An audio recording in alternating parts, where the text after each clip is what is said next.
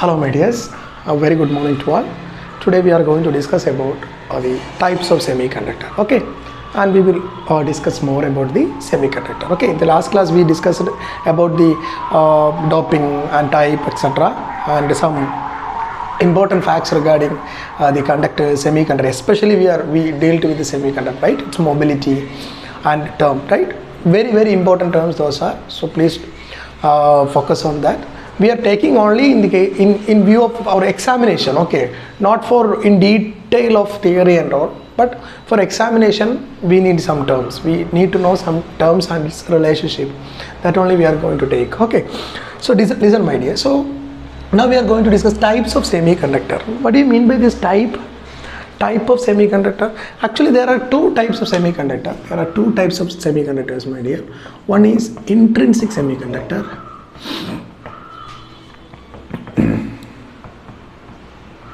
one is intrinsic semiconductor, and the other one is nothing but extrinsic semiconductor, my dear. Extrinsic semiconductor conductors. So what do you mean by this intrinsic semiconductor? Intrinsic semiconductors are semiconductors, those are in its pure form. Those are in its pure form. For example, pure germanium, right? Pure germanium, pure silicon, etc.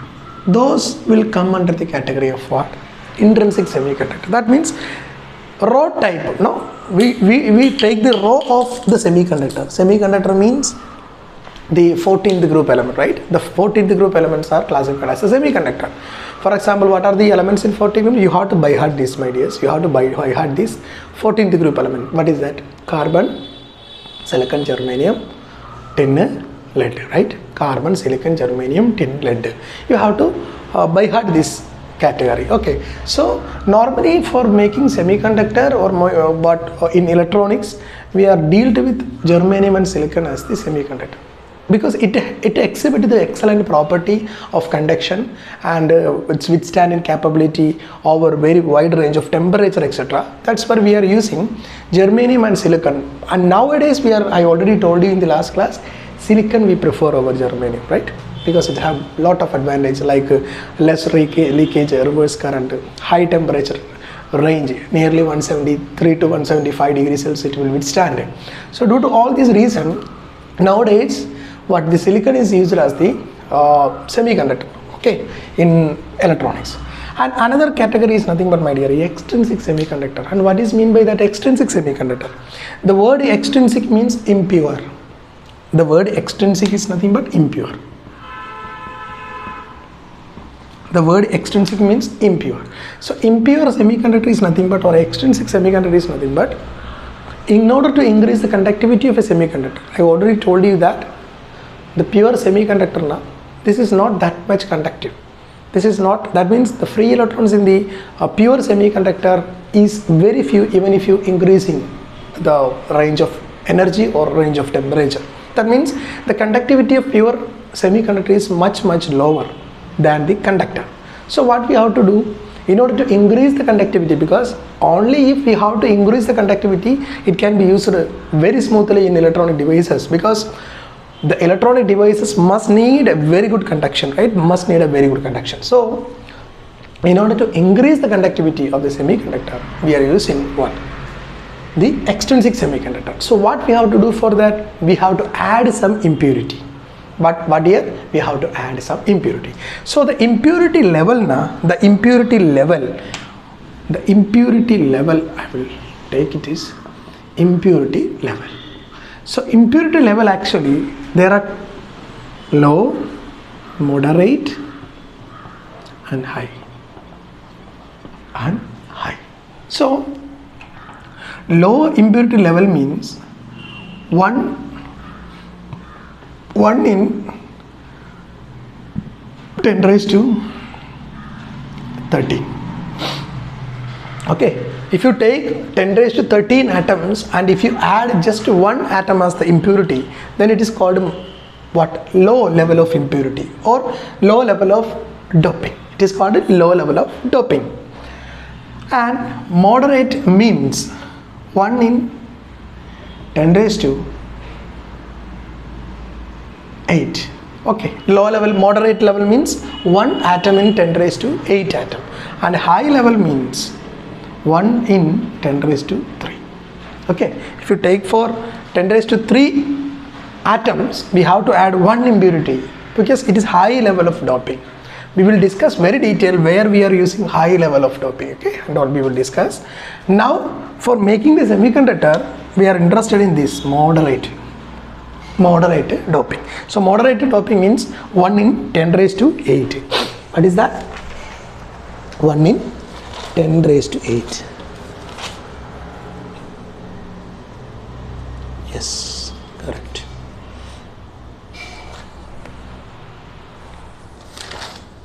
Okay. Yes. Is it clear? So for making the extrinsic semiconductor, we have to dope or we have to add the impurity. Doping is nothing but, my dear, adding some impurity, so that we have to increase the conductivity. Okay, so there are 3 types of doping or adding impurity. One is low, moderate and high. Low means we have to add 1 atom as the impurity in 10 raised to 13 atoms. And next one, you have to add 1 atom as the impurity in 10 raised to 8 atoms. Or high means 1 in 10 raised to 3 atoms. So that is called the range of doping. Okay, so normally for making the extrinsic semiconductor, we are using moderated doping, my dear. So moderated doping means this range, 1 in 10 raised to 8 atoms. So this is very important. This figure you have to remember. This figure, only this figure you have to remember. In some textbook it is 10 raised to 11 also. Okay, that also you can note. Okay, 10 raised to 11 also, 3, 8, 11 like 3, 8, 11 structure. So this is nothing but the impurity level. So according to adding the impurity level, we classified low, moderate and high. And according to what type of impurity we are adding. Impurity means just to take a mud and just filled in the semiconductor. It is not like that. We have to add a specific type of impurity. Okay, if you are adding 15th group, my dear, if 15th group element is added,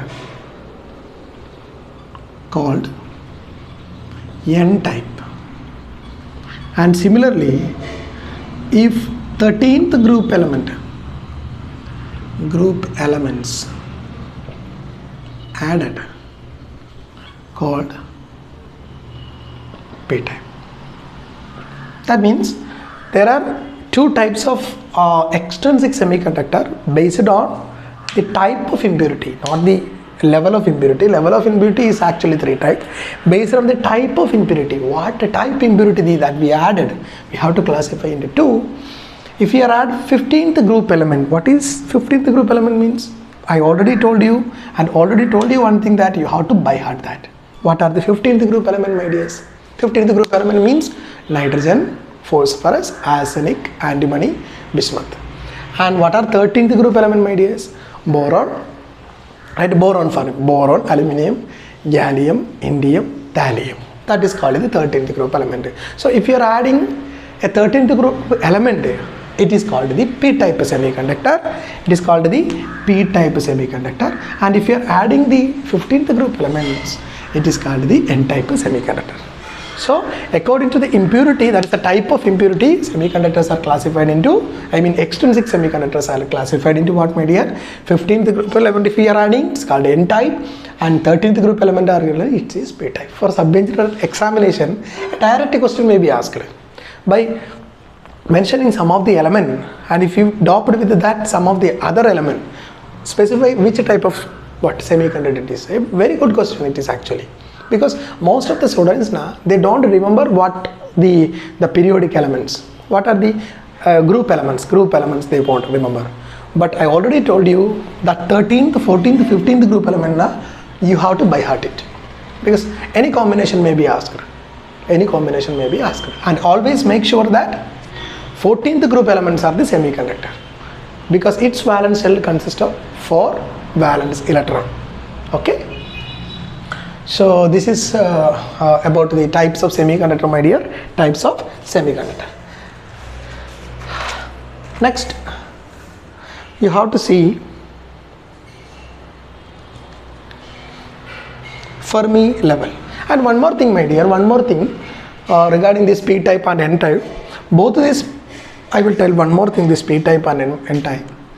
By orally I will tell you for some points. If you don't know, just note it down in your notebook. Okay, this n type semiconductor this is nothing but, my dear, if the semiconductor having more majority carriers as electrons. Okay, n type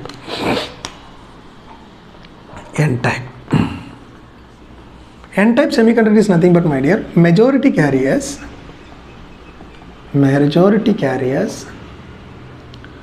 are electrons. Majority carriers are electrons. And p type semiconductor means majority carriers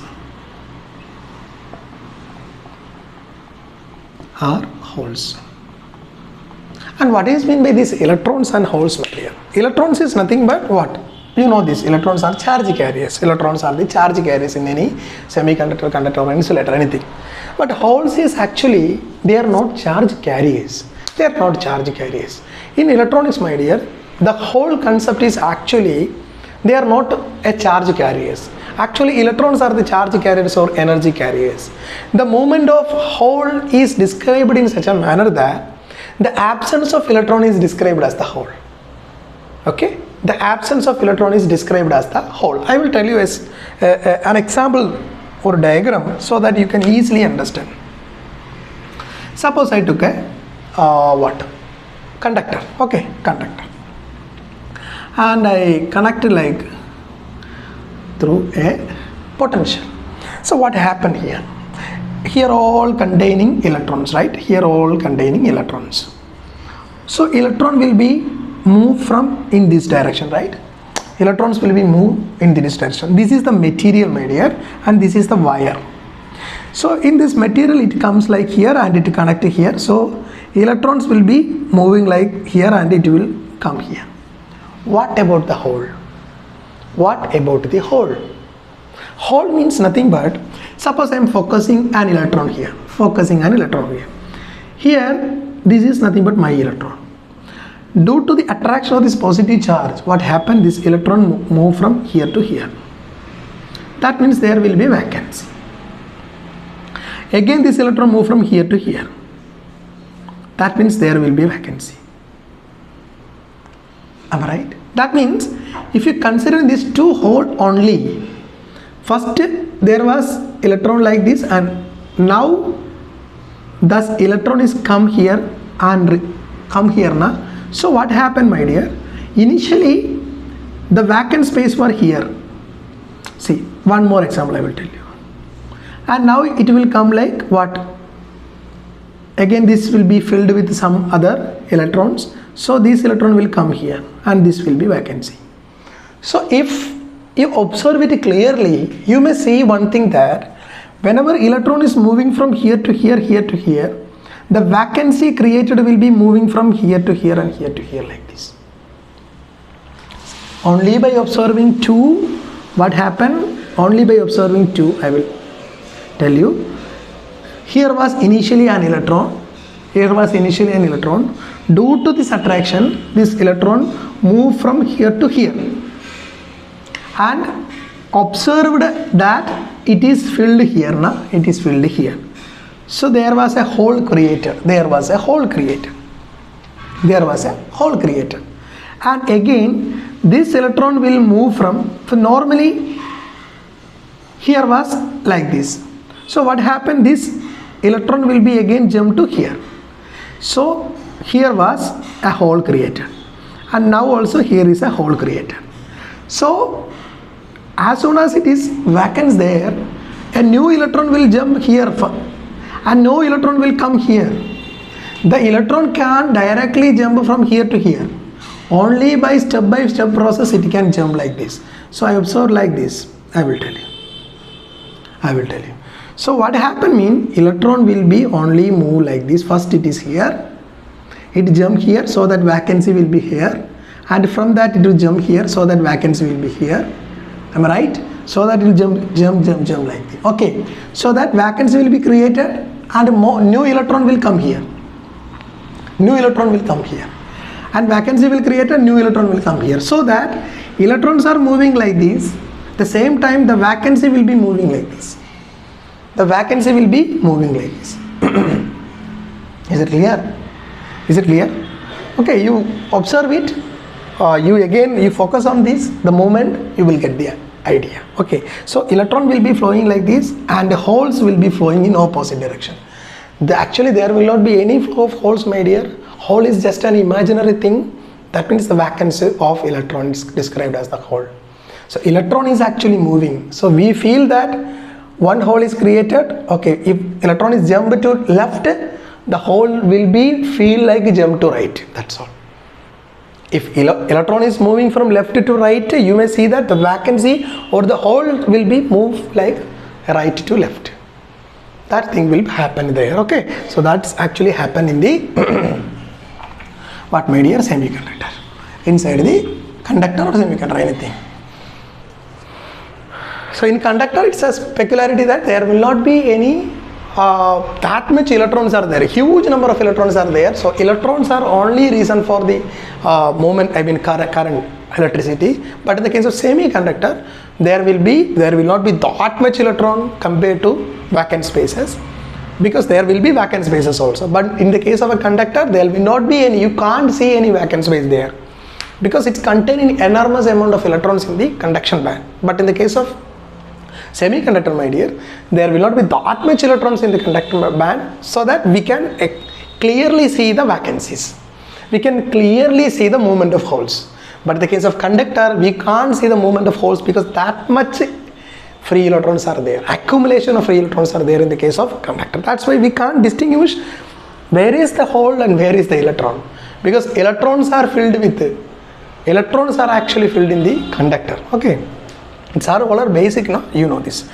So for competitive examination point of view, just note this thing. N-type mean majority carriers as electrons. At the same time, there will be minority carrier as hole. I will write that also. Majority carrier electron and minority carriers are holes. Same thing here. Majority carriers are holes and minority carriers are electrons. So these things you have to note down, my dear. These things you have to note down. Okay. And for N-type semiconductor, I already told you the number of electrons, that is the majority carrier. So the number of electrons will be very much higher than that of hole. But in the case of P-type, the number of holes will be very much high than that of the electron. But the charge conduction is through. In semiconductor, that also I will write. Semiconductor, conduction is through both electron and holes. In conductors,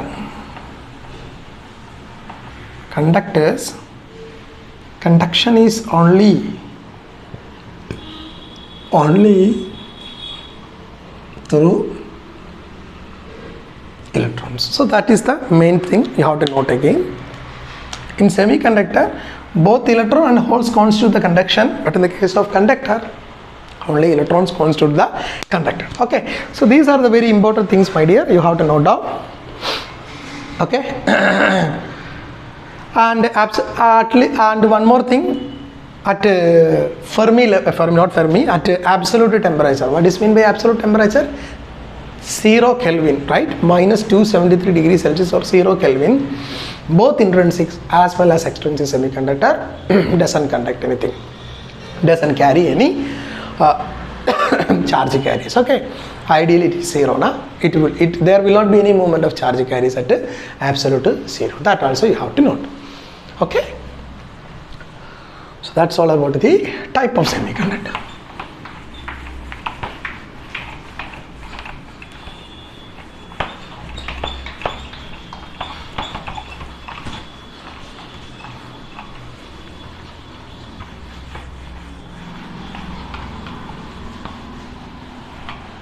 Next,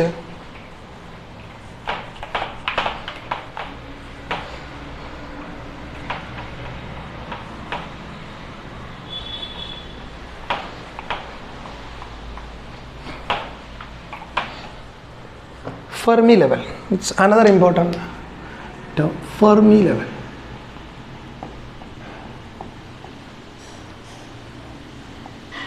Okay. It is the energy acquired by the electrons at absolute temperature. So Fermi level is nothing but, my dear, it is the energy acquired by the electron or the energy possessed by the electron when it is in absolute temperature. Okay, I already told you that at absolute temperature there will not be anything in the conduction band, there will not be any conduction process, but there will be electrons in the valence band now. That atom is always electrons are always revolving around the nucleus. There will not be any change in that. That moment we can't stop. That moment we can't stop. We can't stop one thing, we can't make the atom as there will not be any electrons in the conduction band. That thing you can do, but we can't stop the revolution of the electrons around the nucleus. We can't stop that. It is always happening. Okay, we can't stop that. Okay, so energy acquired by the electron at absolute temperature. Electrons are moving now around the nucleus, electrons are moving, so definitely there will be some energy possessed by the electrons at each level of shells, K, L, M and shells. Each level of cell there will be some energy carried by the electrons, but there will not be any conduction at absolute temperature. That you have to note.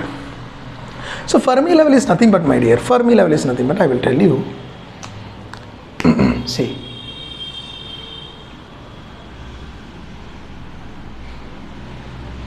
this is nothing but valence band, this is nothing but conduction band, and this is nothing but valence band, and this is nothing but forbidden energy gap.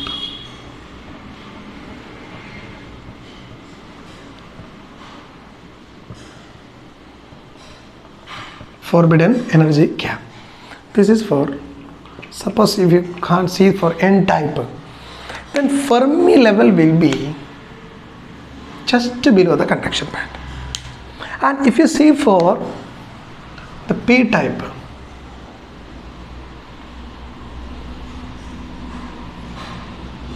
this is valence band and this is conduction band, and this is not, my dear, forbidden energy.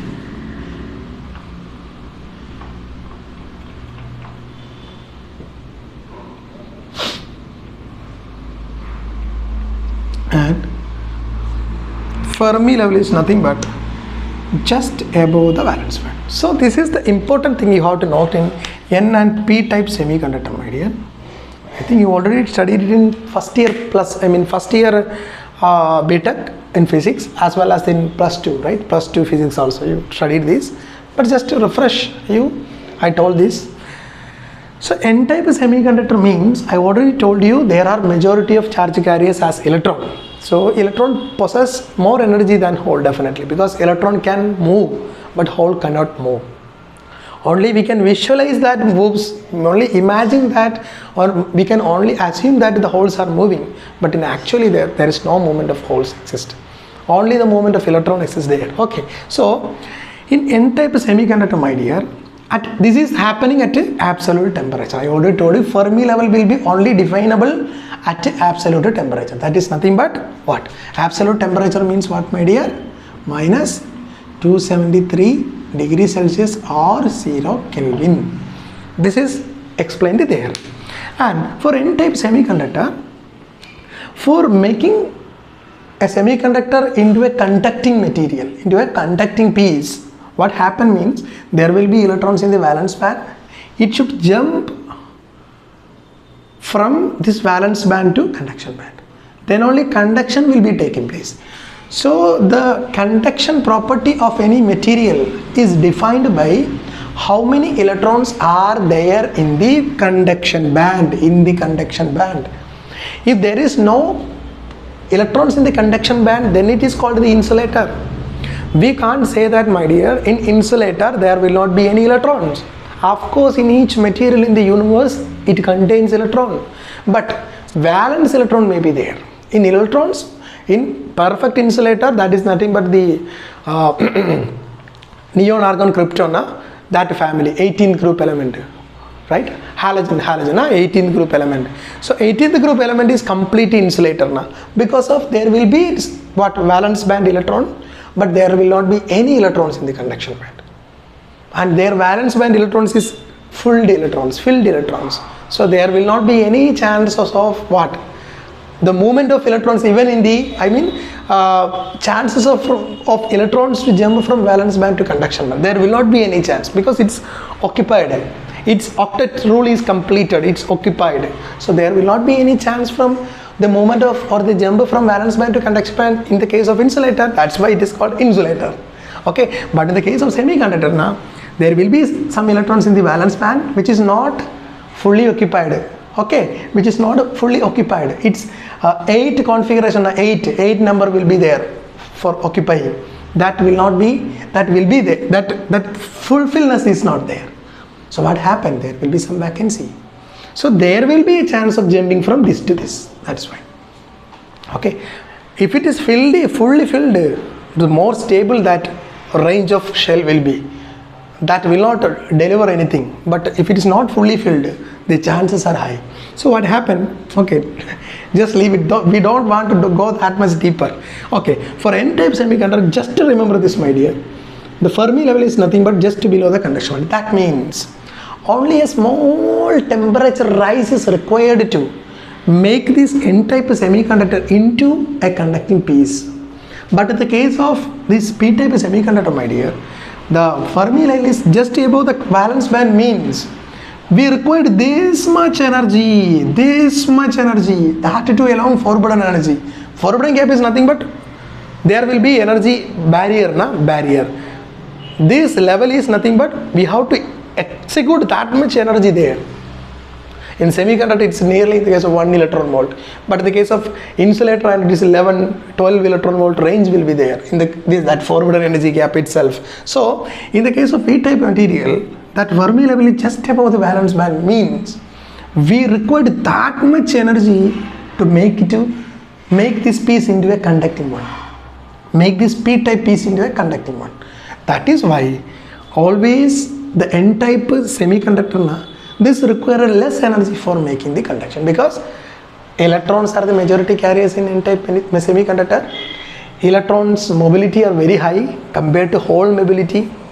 Here in p-type material, holes are the majority carrier. The hole mobility is not that much as that of the electron mobility, and also the hole required that much energy to shift its position or movement. But in the case of n-type, electrons are very easy to shift its position. Okay, let me check the time. Okay, my dear, so that is the Fermi level concept. That is the Fermi level concept.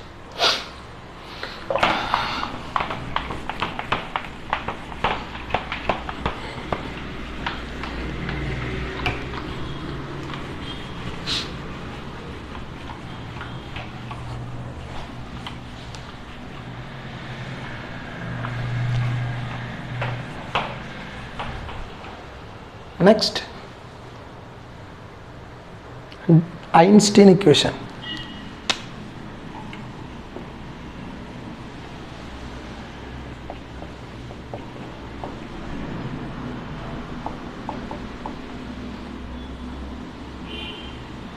Einstein equation.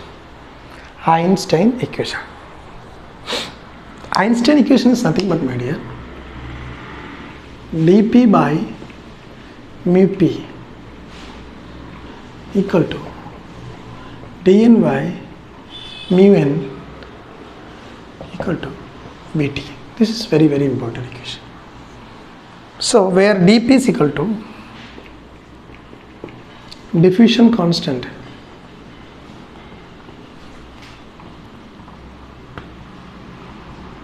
of holes, dn is equal to same for electrons, and mu p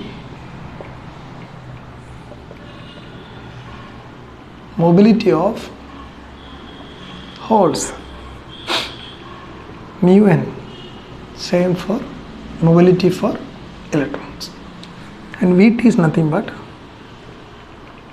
kT by Q, nothing but thermal voltage.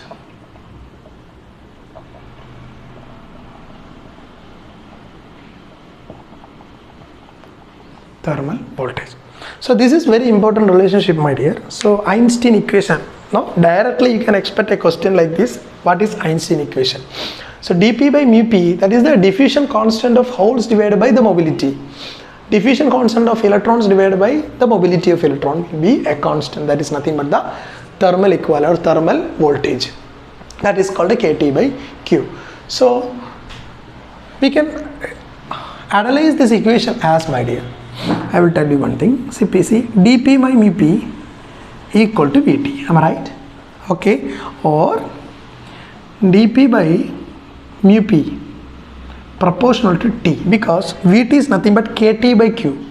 So this can be written like dP by mu p proportional to what, my dear? T.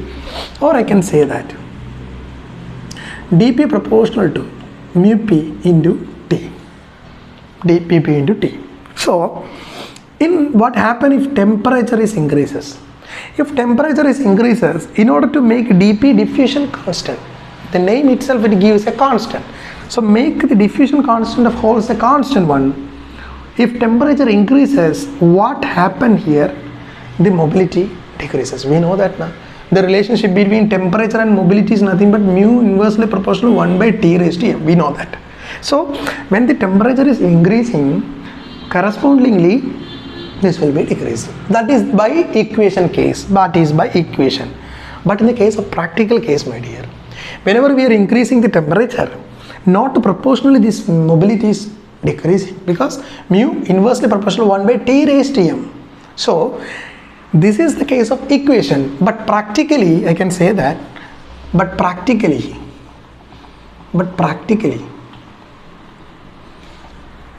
T increases, mu p decreases drastically.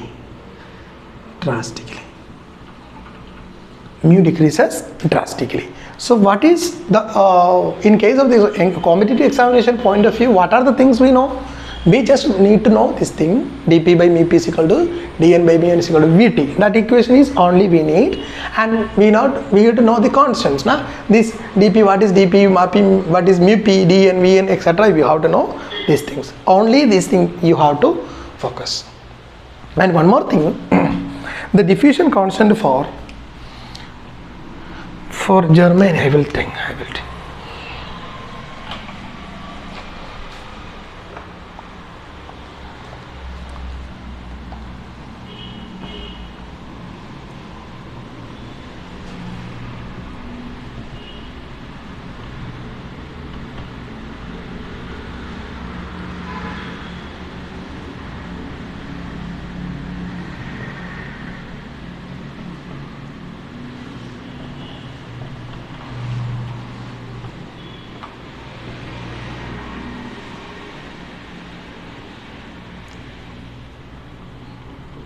These also you have to note.